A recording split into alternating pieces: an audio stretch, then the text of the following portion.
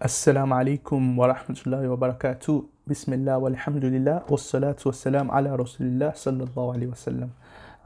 Guys, today we're going to switch it up. I've been talking about the Trinity for a long time now. Let's switch it up to the doctrine of incarnation, which is also another topic. I told you I have three things I talk about here on this channel. Mainly, when I'm talking about Christianity anyway, it's about the Trinity, the incarnation, and the atonement. I feel like I have a much more stronger position on the Trinity and the incarnation, and I'm still studying the atonement because I was surprised to realize that there are actually many types of atonement. I didn't know there was even that many. Anyway, today we're going to talk about the what's it called? The doctrine of the incarnation. So we are going to ask a question today: who felt the pain on the cross? Who was tempted? Okay, that's the question today. So, boom, right here.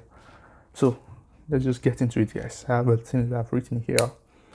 Who felt the pain on the cross? So, you have the cross. Who felt the pain on the cross? And if you're a Christian, I know you are aware of the word who when we are talking about who. Okay, you are not naive to this because that's what you use to defend the doctrine of the Trinity. You use the who to defend the doctrine of the Trinity. Now, you understand the who is a person. Okay, now who felt the pain on the cross, or who was tempted? Okay, now from the doctrine of the incarnation, we have the Son, which is one person of the Trinity. Okay, you have the Son that became a union. So this is the hypostatic union, basically. They call it the hypostatic union. Let me write it here. Hypostatic union. Okay, this is the hypostatic union. The union of the divine person and the human nature. These words I'm using, it's very, very important that you understand what I'm saying. I'm not just saying, I'm saying it specifically. When I say human nature, I mean human nature. I didn't say human person, okay? I said human nature. This is what they are saying. The Orthodox doctrine anyway. Okay, so we have a human nature and you have a divine person. So, because, let me use another way to show you guys. I think I have it somewhere. Wait a moment, guys. Sorry about that. Okay, let me just use this one. Okay, now, so in the beginning, what do you have? According to the Christians, you have the Father, the Son, and the Holy Spirit. Okay, you have these three. Now, what happens is that one of the persons, so this one person, okay, and they have one being, okay, one being, okay, three persons and one being. This is what they say. Now, one of the persons of the Trinity, the Son, okay, during the incarnation, this is what happened. You have the Son here, okay, and then there's a union that happened between the Son and the human nature. Now, this human nature, what is it? Body and soul. So the human nature that is united with has a body and a soul. A human soul, by the way. A human body and a human soul. Now, this divine person doesn't have a human soul. He doesn't have a human body. Is a divine person, according to the Christians. Anyway, now, you understand this, right? Now, this is hypostatic, that's exactly what I'm talking about here. Now, the premise of the argument is like this, or just follow the reasoning, okay? The first thing here is that a divine person has a divine nature, okay? So, this divine person that came here, he has a nature. He has a divine nature, this one being, because it's a being, okay? I don't know, okay, whatever, even if you don't want to say it's a being, because if you have three beings, then you have three gods, you don't want to say that, whatever, the one person that came here, okay, the divine person, okay, he has a divine nature, okay, he has a divine nature, somehow, but he does. A divine person has a divine nature, because by the very word divine, okay, a divine person has to have a divine nature, okay. Now, that is done. Now, any person with a divine nature, okay, cannot feel pain by definition. God cannot feel pain, okay? Anyone that is divine, that has a divine nature, cannot feel pain, okay? Now, any pain felt in the hypostatic union cannot be felt by the divine person. Okay? So prior to incarnation, this is the incarnation right here. So prior to that, a divine being, a divine person enjoys the divine nature. So he cannot, is omnipotent, omniscient, all knowledgeable, all powerful, and all of that. Okay? Now, during the incarnation, what happened? There's a union, hypostatic union. And by the way, to make it clear, this hypostatic union, there's a demarcation right here. Okay? There's a big demarcation. What does that mean? It means the divine person didn't become a human. How will I say this? He didn't transform into a human. Okay? It's a kind of union that is not mixing. They don't mix. If you say they mix, that is a heresy called eutychianism. This is a heresy. If you think that during the incarnation there's a mixture going on there, so that you have a new thing now that is like a mixture of the two, that is a heresy. They don't mix. Okay, there's a barrier between them. So you still have the divine person that still fully divine. Okay, fully man, fully God. You must have heard that before. A fully man is fully man, fully God. Fully God. This is what they say. Okay, now in the hypostatic union there's a demarcation. They don't mix. Okay, now so you have a divine person that is separate from a human nature, but they are in a union. What kind of union? The human nature is assumed. Okay, assumed. They use that word. Now the fourth point I was saying is that now if there's any pain, so if there's pain anywhere, pain, it cannot be felt by the divine person. It is felt by the human nature. Okay, now that's the normal thing, because the divine person cannot feel pain. God cannot feel pain. Okay, everybody needs to know that God is immortal. God cannot feel pain. Okay, now, and by the way, the Christians agree to this. God cannot feel pain. So I'm not making a straw man here.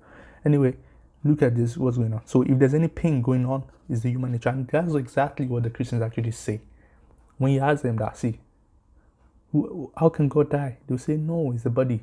Okay, this is the body you guys talk about. This is the body. You say it's the human nature. Don't you get it?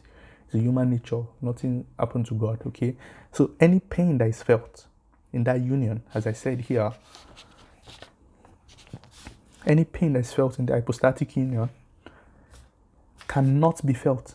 It's impossible. It cannot be felt by the divine person.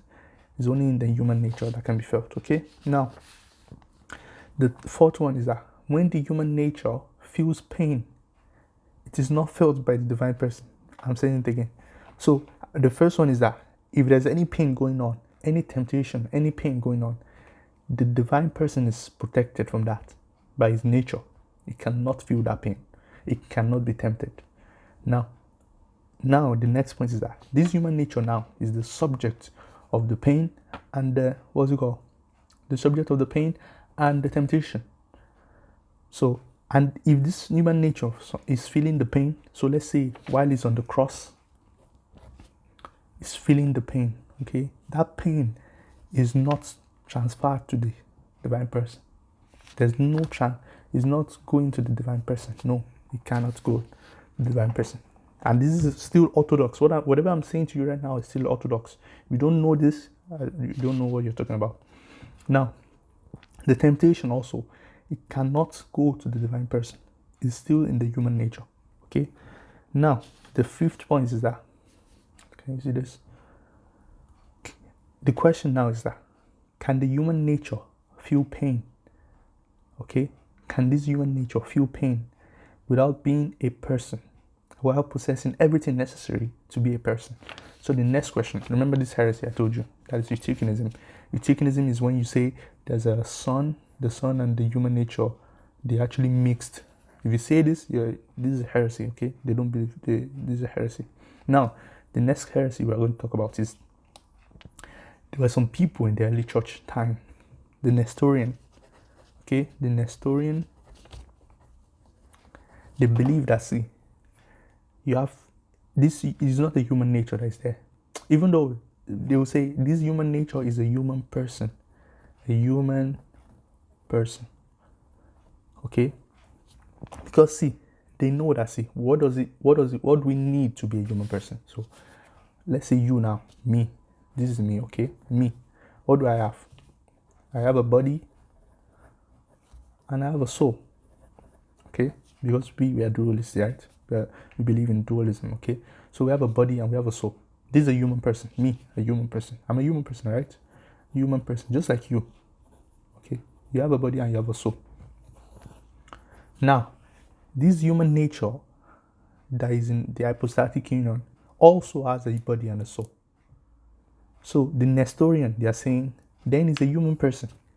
Okay, just like us. He's a human person. No, the church, the classics, is a heresy. This is also heresy. If you think that the human nature is a human person, okay, that means you are saying there are two persons there. Two persons. You have the divine person and the human person. Two persons, two Christ. You have Christ and then you have the divine Son. Okay, that's what you're saying. That is a heresy. Okay, you don't want to say that according to the church anyway. Now, the question I'm asking is that if something is not a human person, so this thing now, whatever it is, it has a body and a soul, but for some reason, just like us, we are human person. This is not a human person. Why? Some of them will say because the human nature is assumed, and because it's assumed, it cannot be a human person. So that's what they're saying. Okay, fine. So if you think you are going to say the body and the soul therefore is a human person, you are heretic also. You don't want to say that. So while this human nature, how can a human nature feel pain? That's the question. Because only persons feel pain, right? A person is the one that is, an individual is the one that is a subject of an experience. So if I'm a human person, therefore when you slap me, you don't slap the entire human race. When you slap me, you slap me, okay? Because I'm a human person. Now, look at this now. So that's the question. Can the human nature feel pain without being a person, while possessing everything necessary to be a human person? The church said it can. So the human nature can feel pain without being a human person. That's the conclusion. And the Nestorian, they are class heretic for thinking it has to be a human person to feel the pain. Okay, now that's it. Now, I'm not saying, see, the seventh point is this. Even if the human nature can feel pain without being a person, that's the position of the church, still, the divine person does not have anything to do with that. Okay? So this is a divine person, and remember what we said here. Nothing can cross over from the human nature to the divine person, because by definition, the divine person it cannot feel pain. So when the human nature is feeling pain for some reason, the divine person cannot feel that pain. Okay, they cannot. It's impossible. Okay, it's not transferred. And if you think it's transferred, you are saying nonsense, because the church, they reject this. Okay, they reject this. Now, the human nature is feeling pain. Is this divine Son feeling pain? No, the divine Son cannot feel pain. Okay, now, the Logos, or the divine person, is transcendent.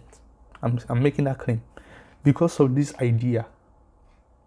That means it's transcendent and didn't feel anything like us in any way. Okay, so while the Christ was on the cross feeling all that pain, the divine Son is not feeling any of that pain. Okay, this is the divine Son, who is immortal, cannot feel pain, all powerful, according to you guys. So while all those pain is going on, the divine Son is not feeling it, because the divine Son is by definition cannot feel those pain. While the human nature, who is supposed to be a human person, you're saying he can feel that pain. No problem. I use this dotted line intentionally because this human nature is not necessary. The divine Son is much more fundamental than the human nature. The human nature was just assumed. Okay, so at the end of the day, you see where we go with this. Now, the ninth point is this. So we said that it's transcendence, right? Transcendence means it cannot interact. So there's no way you can transfer that thing to him. Okay. Now, the human nature is not a person like us. We've already known that, because we have a body and a soul, See, this is us humans. Us humans, all of us. We have a body and we have a soul, and we are human persons. Then we have the assumed nature,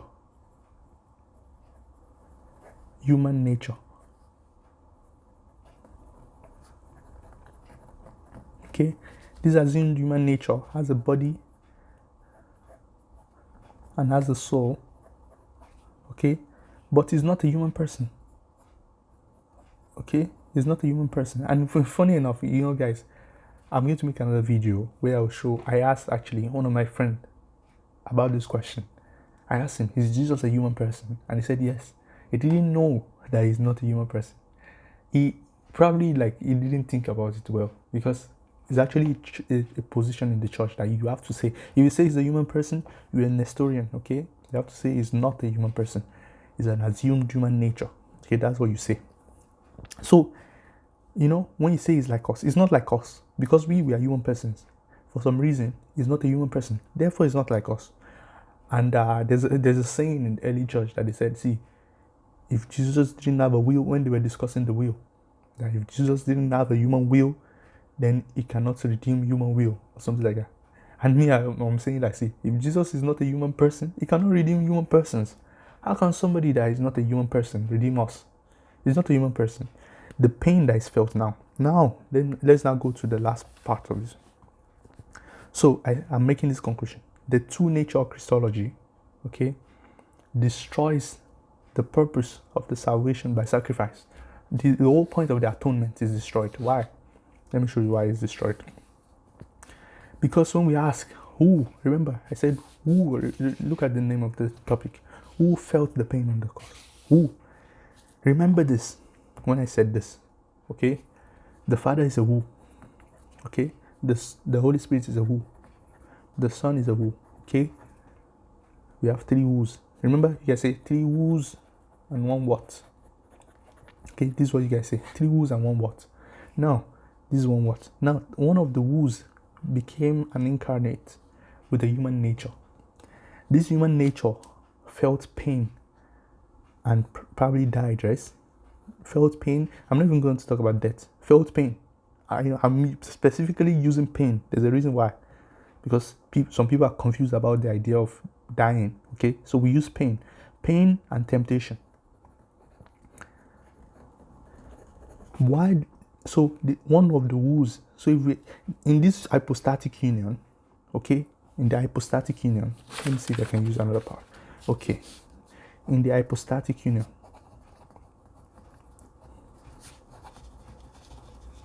okay, we have the divine Son, we have the assumed human nature. Okay, now when pain is felt, it's felt by this thing. Okay, how many woos? You remember the Son is a woo, the divine Son is a woo. If I ask you, who felt pain on the cross? Who felt pain? Or who was tempted on the cross? I'm asking you for the person, okay? If I ask you who felt pain on the cross, it's definitely not the divine Son, because by definition it cannot feel pain. And since there's only one who here, no person felt pain on the cross. Okay? Because this guy that was this thing that is supposed to feel pain is not a human person. He's not a human person. According to the church, this is not a human person. Because if you say he's a human person, you're a Nestorian. Okay, you're a heretic. He's not a human person. So when we ask that who question, who felt pain on the cross? Or who was tempted on the cross? You have to say no person. Because if you say he's the divine Son, you're saying nonsense. The divine Son cannot feel pain. The divine Son cannot die. The divine Son cannot be tempted because he's divine. He has full divinity. He's fully God. Therefore, he cannot feel pain. He cannot be tempted. Therefore, the correct answer is that no person felt pain on the cross. So, what is the whole point of the atonement then? The person that is supposed to feel the pain is somebody that cannot feel the pain. He's a divine person, cannot feel pain. The other thing that we could have said that felt the pain is not a human person. It's not like us. It's not a human person. Then who felt the pain? No person. If you now ask what felt the pain, okay, what felt the pain? Okay, if you ask what, then you can say the human nature. Okay, you can say the human nature felt the pain. But if you say who, there's no person. Meaning that, see, nobody felt pain on the cross. No person. Does that even make any sense? No person felt pain on the cross. It's just a human nature. And that human nature is not even like whatever pain he felt is not. So the whole point of saying, see, thank God for coming to die for us. That is a nonsense statement. God didn't die for you because God cannot die. And in the hypostatic union, it just shows us that, see, at the end of the day, this is transcendent. The divine person is transcendent, and they cannot feel anything that the human nature is feeling. So when he's crying, the divine nature is not crying. Okay, so we can see from there that, see, everything breaks down. And this is the part that the church don't want you to see. They don't want you to see this because all those positions that they class as heretics, like the Nestorian and the Eutychians, all these positions are trying to make sense of all of this. And the church, anyone that comes to say anything about this, they class them as heretics. At the end of the day, you will see that, see, with this kind of position that you guys are using to affirm the atonement, and you're following the church, this is the conclusion. At the end of the day, you have even reduced the idea of, that sacrifice that you guys always talk about. You have reduced it to, at the end of the day, no person feeling the pain on the cross.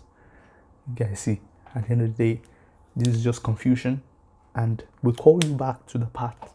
See, we call you back to the path of God. This was all what was going on, and God sent another messenger to clarify all this nonsense that was going on. All these things that people are, they don't, by the way, in the early times, you cannot just discuss these things. If you try and start talking about going against what the church have taught you, you'll be arrested and excommunicated probably. So just like all those people that try to say he's a human person, they were classed as heretics. At the end of the day, guys, I hope you understand that, and you can use it to show to your friends. Just ask them, who felt pain on the cross? When I asked my friend, and this guy is an apologist, he knows what he's doing. I asked him, is Jesus a human person? He said yes. He didn't know that is actually a heresy that he just said right there. So I just hope you guys understand this. So wassalamu alaikum wa rahmatullahi wa barakatuh. Like this video, share and subscribe.